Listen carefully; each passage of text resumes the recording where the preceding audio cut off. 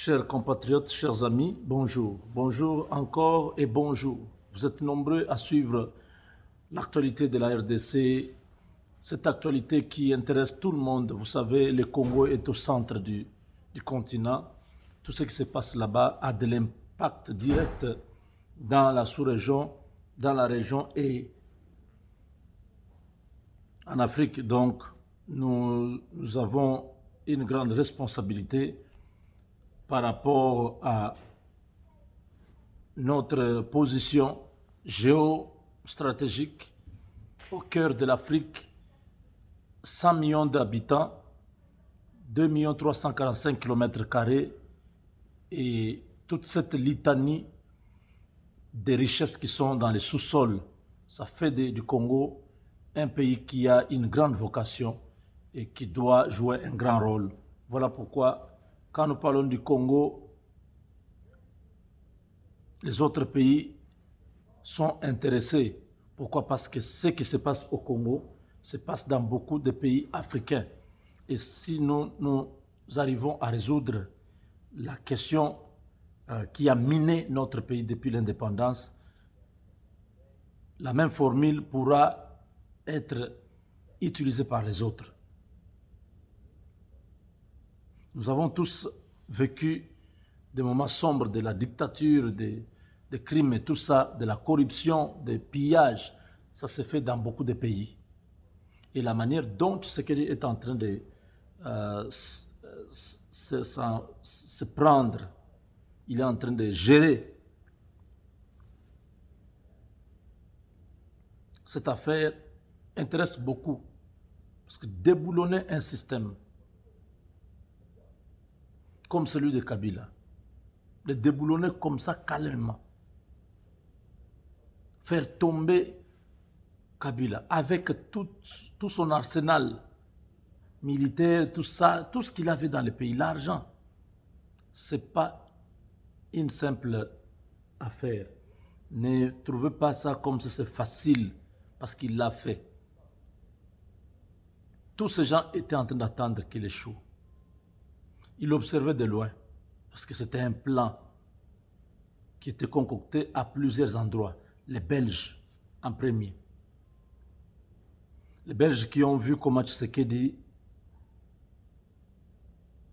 s'intéresse aux Américains, ils ont dit non, non, non. Ça, si les Américains prennent le Congo, alors nous sommes foutus. Qu'est-ce qu'on fait? On commence une guerre avec les gens qui sont tout autour de lui.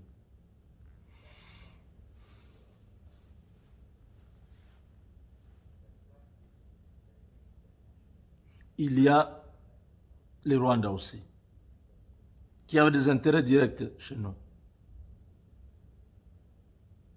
Le Rwanda qui se retrouve aujourd'hui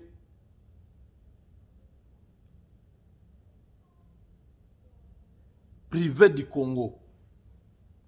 C'est beaucoup de dossiers. Kagame, tel qu'il est là, il ne supporte pas de voir chaque jour Félix Tshisekedi à la tête de cette nation. Kagame a signé des accords avec les présidents centrafricains pour que tous ces militaires qui sont là-bas soient considérés comme des mercenaires qui vont protéger son pouvoir, et lui en retour, il donne à Kagame les gisements de diamants. Donc en ce moment, les militaires rwandais qui sont en Centrafrique, dont Kagame n'a informé ni l'Assemblée nationale, ni le Sénat, ces militaires sont partis là-bas à titre personnel. C'est le business de Kagame. Ils sont là-bas pour protéger M. Touadéra, et en retour, Kagame bénéficie de ces minéraux ou du diamant. Kagame cherche l'argent partout. Il doit assurer le fonctionnement de son pays.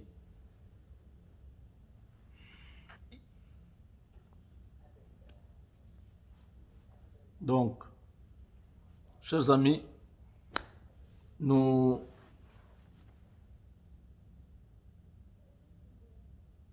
nous le disions toujours que Katumbi ne pesait pas. Katumbi ne représentait rien. Les gens ne voulaient pas croire. Nous avons dit que dès que Katumbi ose se retirer, c'est lui qui va perdre. Parce que ce qui est arrivé à Kabila va lui arriver très vite. Le président Bosso, Kudiampuanga, pas Kudiampuanga,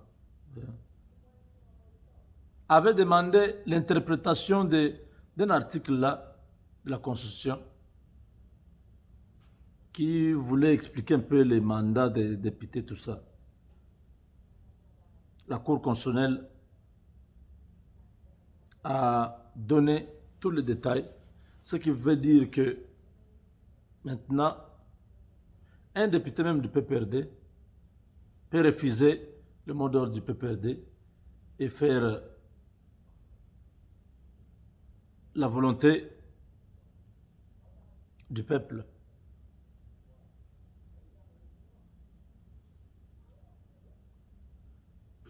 Si le PPRD dit ok, tu es allé à l'encontre de nos statuts, nous te chassons, le député ne perd pas son mandat, il devient indépendant. À moins que je me trompe, mais j'ai entendu quelque chose dans ce sens-là. Ça présage déjà un scénario dans un futur très proche qui pourra sauver bien évidemment la nation. Parce que quand ces gens-là montrent leur méchanceté, ils veulent bloquer le pays, il faut les bloquer aussi. C'est toujours légal, n'est-ce pas? Une loi contre une loi, donc un article contre un article, ça se neutralise.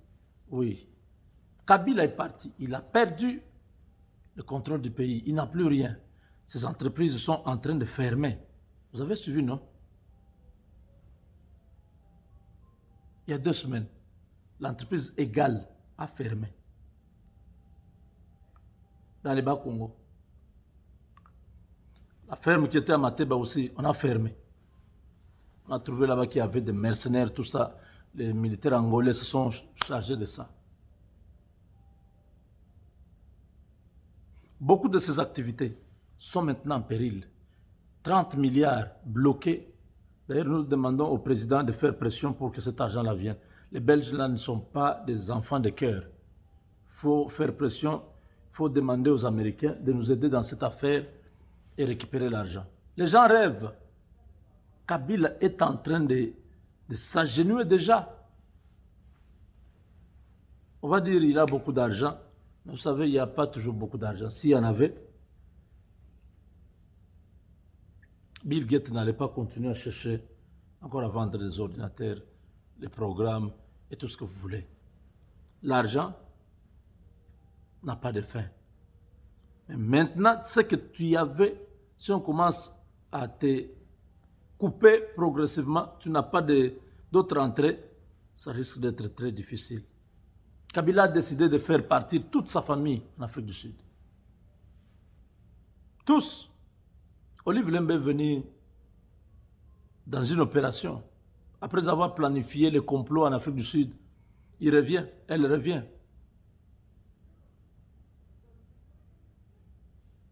Aucun plan ne marchera. Thomas Lokondo, transporté d'urgence en Afrique du Sud pour des raisons de santé.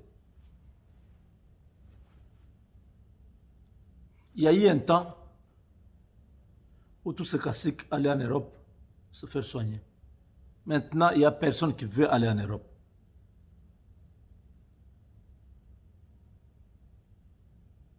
Ils vont en Afrique du Sud.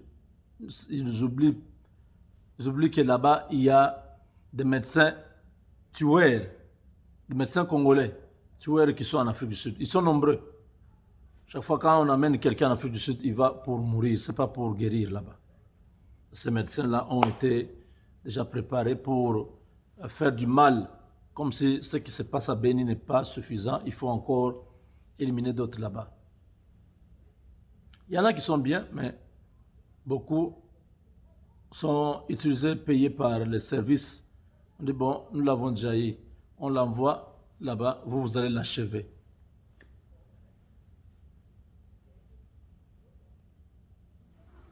La situation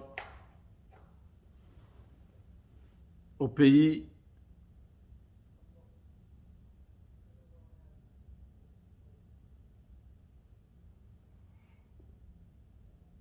est en train d'évoluer. Nous aussi, nous évoluons. Nous sommes en train de regarder en direction de Washington, où la situation est en train de se dégrader jour après jour. Les gens de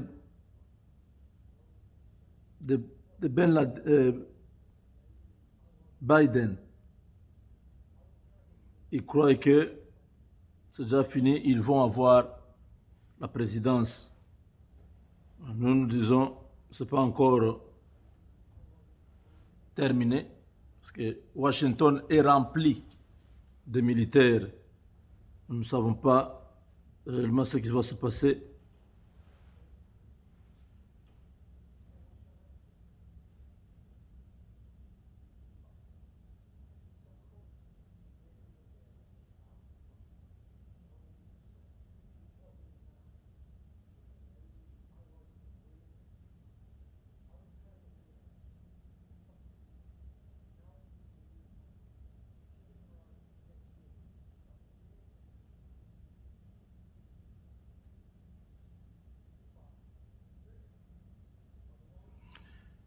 Voilà.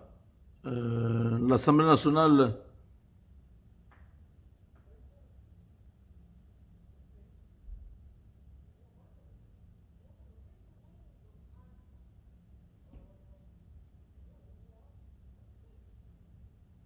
Mbosso Kudia Pwanga est candidat à la succession de Janine Mabunda à 78 ans. Le président du bureau d'âge lui-même est candidat. Et Indi Nante et Oyinda, Katumbi, avec Bemba, Boyoki. La politique a commencé. Tout ce que vous étiez en train de rêver là. Aïe, aïe, aïe, aïe, aïe.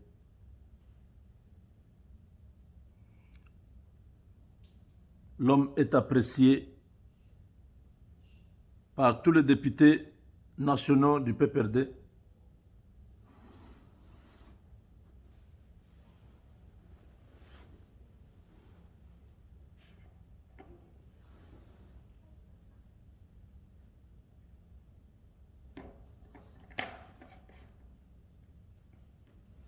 Je m'excuse, j'étais en train de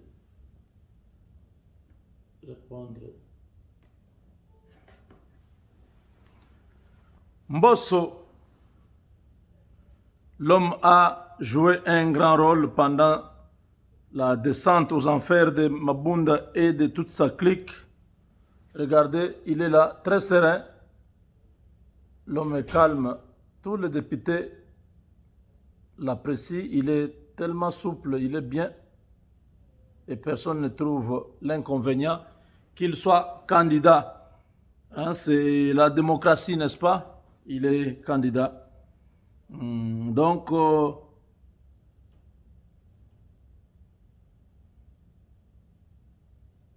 la Cour constitutionnelle lui a été favorable à de consolider ce pouvoir du bureau d'âge. Donc, Kabila est très déçu. Très déçu. Hein. Il est déçu de tout ce que ses proches ont fait. Ils ont tous traversé. C'est vraiment un homme qui est blessé, déçu par tous les courtisans du PPRD qui rampaient même sur la pelouse, qui chantaient la gloire de Kabila. Aujourd'hui, Kabila est vraiment dépassé. Il dit, mais ce n'est pas possible. En tant que sénateur à vie, il est très déçu, surpris surtout par l'attitude des acteurs politiques qui étaient il y a 2 mois avec lui, qui ont décidé de l'abandonner pour adhérer à l'union sacrée. Hein, donc c'est très grave parce que les nombres ne cessent de s'accroître chaque jour. On voit des départs, les gens qui se détachent malgré tout ce qu'ils ont obtenu grâce à cet homme. Voilà, c'était juste des opportunistes sans idéologie, sans vision politique. Donc voilà, c'était seulement des manipulateurs, des mensongers. Ils ont détourné beaucoup d'argent. Les bilans lourds que Kabila traîne, tous ces gens qui sont aujourd'hui dans l'Union sacrée partagent ce bilan. Donc voilà, l'expérience du FCC a été vraiment une expérience très triste à la fin. Nous les avons vus faire la ligne comme des moutons en train de marcher pour entrer dans la salle où Kabila était assis. Mais là, Kabila a péché d'avoir fait beaucoup confiance, beaucoup d'efforts pour maintenir cette stratégie, mais ça n'a pas fonctionné. Ça n'a pas fonctionné. Les gens sont partis, ils se sentent libres. Il y en a qui ont dit qu'ils sont aujourd'hui, ils se sentent épanouis.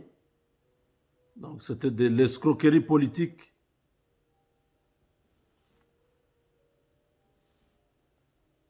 Kabila n'avait pas bien compris, n'avait pas connu les Congolais, il ne savait pas que c'était des grands requins. Vous connaissez les requins, non? Oui, les grands caïmans. Les Kabilistes, là, des vrais caïmans, des grands requins. Blague pas. Kabila ne connaissait pas bien les Congolais pendant tous ces 18 ans ici. Aujourd'hui, il y a l'Élène Mnogomboka. Il s'appelle Patrick.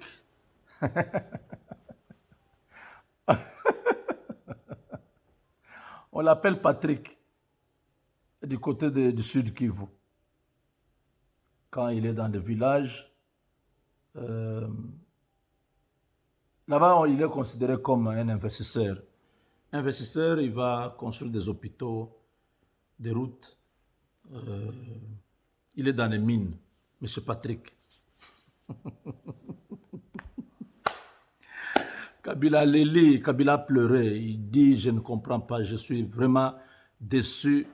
Tous ces gens, c'était juste des profiteurs. Kabila, tu ne savais pas? Tu le sais. Avec Dieu, nous vaincrons.